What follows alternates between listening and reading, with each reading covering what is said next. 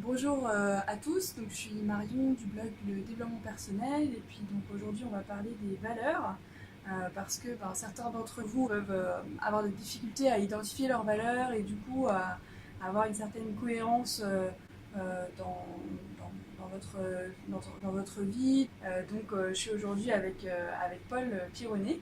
Bonjour Paul. Eh bien, bonjour à tous, bonjour Marion et bonjour à vous. Merci d'accepter cette interview. Avec Euh, plaisir. En quoi est-ce que tu peux nous expliquer en Cette quoi... notion sur les valeurs, Voilà, en fait, hein, à quel point en fait, les valeurs peuvent être une chose importante pour les personnes. exactement.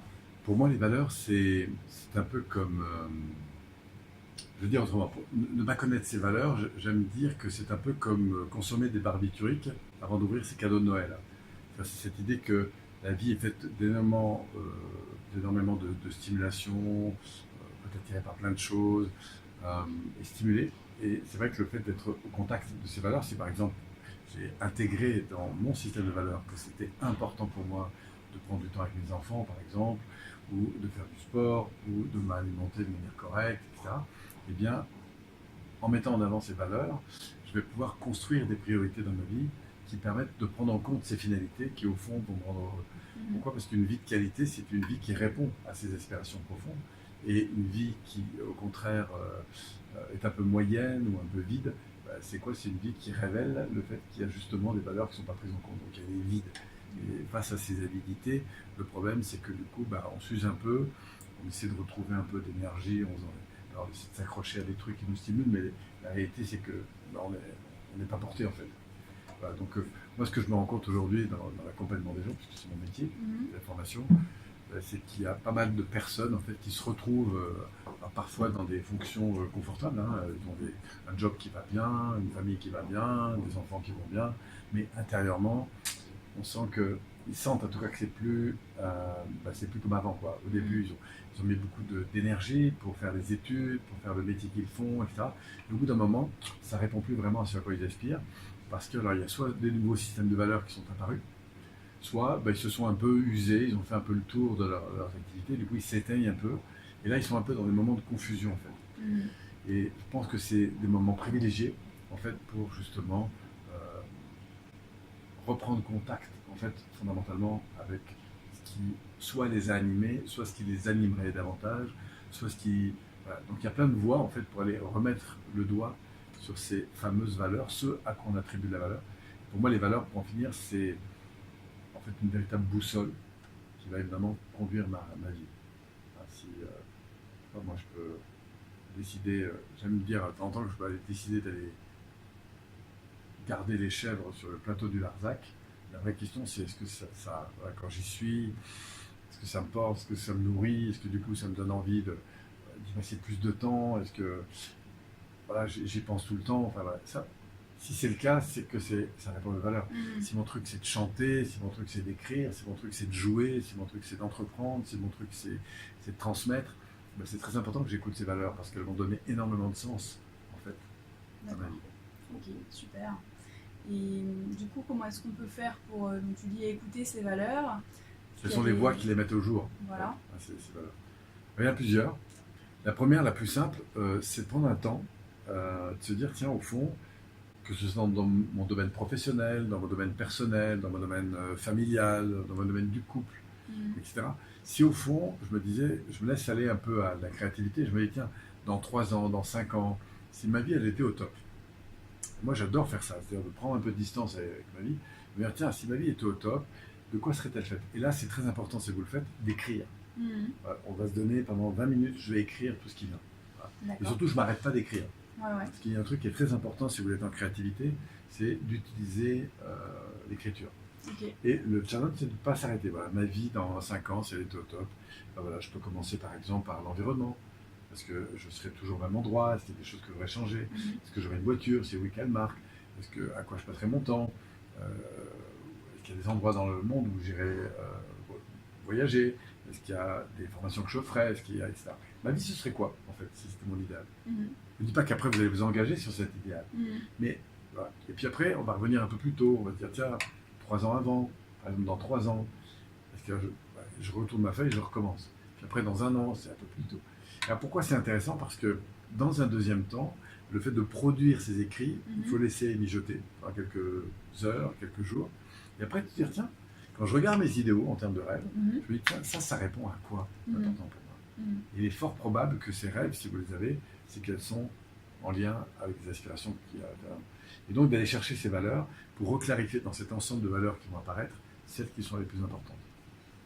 Voilà. Et ça va devenir un peu le socle de mes priorités de vie. Et, me dire, alors, et surtout de les clarifier à 3 mois ou à 6 mois après, en disant, aujourd'hui c'est ça qui est le plus important pour moi, dans mon couple, dans ma famille, par rapport à l'argent, par rapport à ma santé. Qu'est-ce qui est vraiment important pour moi? Et curieusement, quand on demande aux gens qui sont autour de nous, quelles sont ces 10 choses qui sont les plus importantes, il y a beaucoup de gens qui n'ont pas cette faculté de répondre. C'est pas qu'ils sont idiots ou quoi que ce soit, hein, c'est simplement que ils n'ont pas mené cette réflexion parce que notre système éducatif ne conduit pas vraiment. Ça commence à changer, mais jusqu'à présent, on n'est pas tellement conduit à écouter en fait ce qui se passe. Et donc du coup, c'est d'identifier donc à l'écrit ces points-là et tu dis de refaire le point également 3 à 6 mois après, ou bien... Alors, après, c'est quelque chose qui va rester de plus en plus permanent, c'est-à-dire cette écoute que j'ai à mes importants. Par exemple, il y a une autre façon de le faire, c'est de me dire, tiens, chaque soir, qu'est-ce qui a été important dans la journée aujourd'hui? Qu'est-ce qui m'a vraiment porté? Ce qui a rejoué. Imaginons que ce sera ma dernière journée de lendemain. Qu'est-ce que je voudrais garder et privilégier?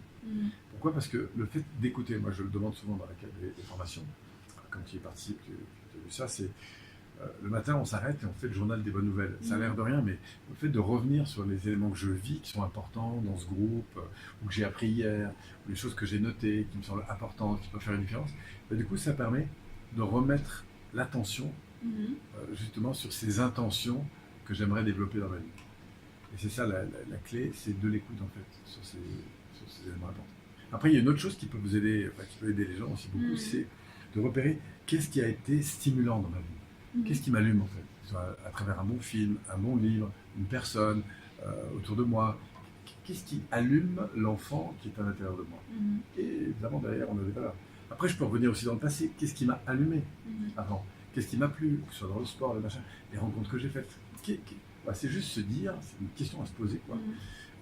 Qu'est-ce qui m'a apporté? Et puis, à partir de là, je vais pouvoir aussi m'orienter sur l'avenir, en me disant, en fonction de là où j'en suis, sans forcément aller très loin devant, mais à quoi j'ai envie de mettre la priorité, en fait. Et plus je serai clair sur ces valeurs. Par exemple, moi j'ai quelques grandes valeurs qui sont très importantes, comme, ça veut pas dire que je suis tout le temps à 100% dedans, mais c'est vraiment des bouées de sauvetage quand je vis des moments un peu compliqués. La première, c'est de me ramener à la présence de ce qui est là maintenant et de ce que je vis, notamment de ce que j'ai envie de vivre, d'éprouver. Ça, c'est la première chose, cette présence à moi-même. Une deuxième, par exemple, c'est le fait d'être porté par des ambitions qui m'animent.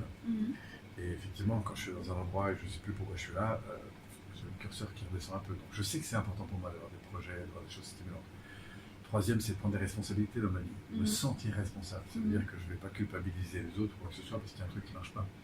Et me dire, qu'est-ce qui est important. Et ça, c'est des grandes valeurs fondamentales de vie, je peux comme ça en placer un certain nombre. Et puis après, je vais avoir des valeurs plus particulières, peut-être dans mon couple. Donc il y a des grosses valeurs qu'on va vivre de toute façon dans tous les domaines de vie, parce que c'est ça qui nous rend heureux. Et puis il y a des valeurs après qui sont peut-être plus spécifiques en fonction des saisons, des années, des personnes, des contextes dans lesquels on est. Mais commençons déjà par les valeurs les plus importantes. Ok, super. Et une fois qu'on identifie, du coup, c'est quelque chose qui est susceptible de se modifier assez souvent, ou bien en général ça reste quand même assez stable toi, est-ce que tes importants l'année dernière sont les mêmes choses que cette année? Non, j'ai l'impression que ça se modifie, ouais. Pourtant, ça ne veut pas dire que l'année dernière c'était pas important. Ça l'était, mais comme tu es à l'écoute, il y a soit des nouveautés qui arrivent, qui vont faire évoluer. Donc évidemment, il y a plein d'événements. Je rencontre une personne, j'ai tout d'un coup découvert une nouvelle activité, ou tout d'un coup je suis branché sur une nouvelle formation, automatiquement ça va m'accrocher en fait. Et donc du coup, parce que ça répond à des valeurs qui sont importantes. Et derrière tout ça, il y a probablement des valeurs qui sont là depuis un moment, qui sont plus profondes que tu avais à 20 ans, et ainsi de suite. Je pense que toute ta vie tu les auras. Donc on a ce qu'on appelle des trames de valeurs profondes qui sont là, qui concernent un peu ton identité. Alors c'est pas pour rien que tu es devenu médecin. Oui, c'est sûr. Parce que ça répond à des aspirations. Mais cette aspiration-là, tu peux te rendre compte que tu peux la nourrir autrement aussi. Pas seulement à travers la médecine. Par par exemple le développement personnel. Pourquoi? Parce que tu as à cœur d'aider, de soigner, de prendre soin, de transmettre, enfin, il y a sans doute. Donc les décisions qu'on a prises dans la vie sont aussi mobilisées par des valeurs. Tu as une famille de gens qui rentrent dans un magasin, tu auras la maman qui va aller aux chaussures, aux vêtements, tu auras le papa qui va aller vers les outils, tu auras l'enfant qui va aller jouer avec les disques. En fait, toutes ces décisions, elles sont prises en permanence parce qu'il y a des zones d'intérêt, dit autrement, des systèmes de valeurs qui sont derrière. Et puis après, il y a la zone des frustrations aussi, qui peut aussi être un bon indicateur, c'est que je me rends compte que ça ne va pas. Ça ne va pas dans tel domaine, ça ne va pas dans mon travail, ça va pas. Et je me dis, tiens, quelle est la valeur qui n'est pas nourrie? Et ça ne veut pas dire qu'il faut changer l'environnement d'ailleurs, il faut changer de personne. Ça veut dire que j'ai d'abord à reclarifier qu'est-ce que j'ai besoin de nourrir dans ma vie, à moyen terme et à long terme, pour me sentir justement alimenté. C'est au fond un peu une plante, si j'ai besoin de pousser et donner le meilleur de moi-même, mes meilleurs fruits, il faut encore que je trouve un environnement qui soit en adéquation en fait avec ça. Donc qui réponde à mon système de valeurs, qui réponde à mon essence, qui réponde à mon essentiel. Ok, super. Voilà en quelques mots. Merci. J'ai une dernière question. Est-ce qu'il y a peut-être l'exemple de quelqu'un qui t'aurait marqué particulièrement, quelqu'un qui ne respectait, qui ne vivait pas du tout en accord avec ses valeurs, et puis d'un coup qui a eu une sorte de prise de conscience comme ça sur ses valeurs et qui du coup a complètement transformé sa vie, peut-être dans ton entourage ou... Alors, le premier exemple c'est moi, mais sinon dans mon entourage, oui, j'en ai vu beaucoup. De toi, hein, sinon. Oui, je me souviens par exemple à 16 ans, un peu avant 16 ans, j'étais un peu mal barré, je vivais dans un quartier un peu difficile. Je me souviens d'un gars qui s'appelle en l'occurrence Guy Gilbert, qui est un prêtre, qui a beaucoup travaillé avec les bars. Je parle de ça parce que c'était pour moi un gap de changement très très important. Et là, on trouve un système de valeurs. C'est le fait que, à l'époque, moi j'étais plutôt motivé par gagner mon argent en allant piquer les autoradios, c'était facile, gagner assez vite sa vie comme ça. Et puis à un moment donné, alors qu'il vient faire une présentation, je lui dis écoute, moi je vais pas écouter tes trucs de curé, là je vais plutôt aller piquer justement un autoradio, je pense que je vais gagner plus ma soirée. Et là il me dit, si tu peux continuer comme ça, à agir comme ça, à maltraiter en fait en gros ton environnement, et il va se passer un truc, Polo, c'est si tu continues, c'est ton choix, hein, on t'aime toujours autant, mais il est évident que l'univers va se retourner contre toi. C'est-à-dire que c'est l'environnement qui permet de te traiter. Maintenant, mets ton énergie au service des autres et existe à travers une contribution que tu peux apporter, trouve ce qui t'intéresse et tu vas voir que c'est l'univers qui va t'aider à avancer. Ça a été très très marquant pour moi parce que je sentais qu'au fond de moi j'avais une inspiration à aller vers les autres, surtout d'être reconnu, mais comme je n'étais pas dans une dynamique de construction, je l'étais au moins dans une dynamique de destruction. Et le fait d'être rechallengé comme ça sur ce principe qui était d'exister et au fond de m'interroger sur quel sens ça avait mes actions, quel sens avaient mes actions, à quelle valeur ça répondait, là je me suis dit, il y a un truc qui ne joue pas. Et curieusement, quelques mois après, je me suis mis au secourisme. Et du coup, j'ai trouvé un truc, je me suis investi à fond là-dedans. Je suis devenu d'ailleurs moniteur fédéral, national, je me suis engagé là-dedans. Enfin, ça a beaucoup orienté après la suite de mon métier. Ensuite, il y a eu d'autres vagues comme ça qui ont été pour moi des sources de changement très importantes. C'est comme tout d'un coup, j'ai découvert d'autres manières de nourrir ma vie, notamment à travers le fait toujours d'aider les autres, de transmettre, parce que j'ai adoré transmettre, parce que j'ai appris par le transmettre. Que ce soit les arts martiaux, que ce soit le secourisme, que ce soit la natation, que ce soit après le développement personnel. Ça. Et là, j'ai trouvé des nouvelles façons d'aller nourrir ces aspirations, qui contribuer à élever les autres en m'élevant moi-même. Voilà, donc ça, c'est un exemple. Après, des exemples de changements comme ça importants, j'en ai aussi connu beaucoup à travers ma carrière.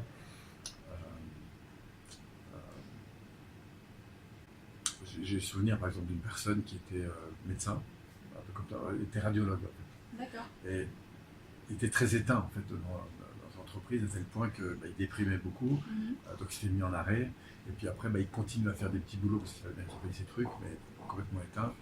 Et là, le fait de le réécouter, mais sur au fond, qu'est-ce qui était important pour lui, qu'est-ce qui manquait beaucoup, ça a rallumé le réverbère.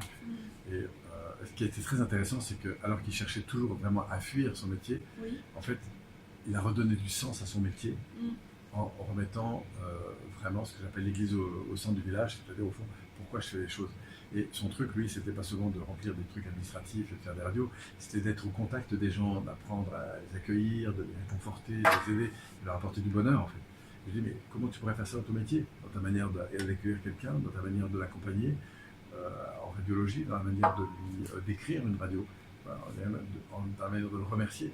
Ça l'avait tellement touché que du coup, quelques mois après d'ailleurs, je l'avais revu dans un autre événement, et il m'a dit Polo, ça m'a changé la vie en fait. Juste ce changement. Pourquoi? Parce que tout d'un coup, il remet en avant des valeurs. Donc là, on a un cadre très intéressant d'une personne qui souffre beaucoup et qui restant dans le même environnement, parce que tout d'un coup, elle va remettre en lumière des valeurs, elle va redonner un sens différent sur la manière de faire les choses. Et ça, je trouve que c'est particulièrement intéressant. Ok, super. Bon, merci. Ok. Les valeurs, oui, c'est vrai que donc c'est aussi quelque chose qu'on voit pas mal du coup en formation en formation PNL et voilà, moi franchement je vous invite tous à aller plus loin en tout cas par rapport aux valeurs parce que ça permet, comme tu dis, hein, de transformer quelque part sa vie et sans forcément changer l'environnement et c'est quelque chose qu'on peut voir aussi même par exemple, dans les courants spirituels, il n'y a pas que la PNL, mais cette notion comme quoi, en fait, quelque part. Il y a plein de voies. Il y a plein de voies possibles qui amènent à. Oui.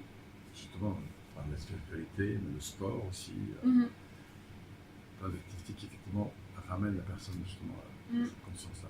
Mais c'est vrai que la PNL, c'est un des outils, on a vraiment des pratiques particulières.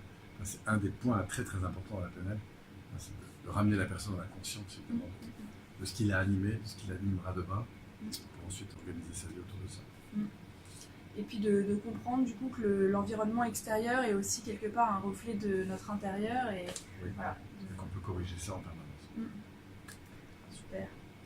Donc si vous avez des questions en tout cas par rapport aux valeurs, si vous avez aussi peut-être une expérience à partager d'une transformation ou des frustrations que vous vivez et puis vous sentez que certaines valeurs ne sont pas nourries, n'hésitez pas à partager évidemment en commentaire ou bien envoyer un mail et puis je me ferai un plaisir de vous répondre grâce à mon expertise et puis éventuellement à ton blog. Voilà, grâce au blog. Voilà. En tout cas, c'est une très bonne idée de laisser sous la vidéo des interactions parce que ça permet comme ça de se mettre un peu en dynamique collective. Donc, surtout, n'hésitez pas à le faire. Et puis voilà, ce sera peut-être au plaisir un jour de vous croiser, de vous rencontrer dans cette dynamique. J'espère. Ok, je te Merci remercie. Marion. Je te remercie Paul. Et bravo à vous aussi pour ce que vous mettez comme énergie justement pour accueillir cette partie de vous-même qui ne demande qu'à grandir. Merci. Ciao.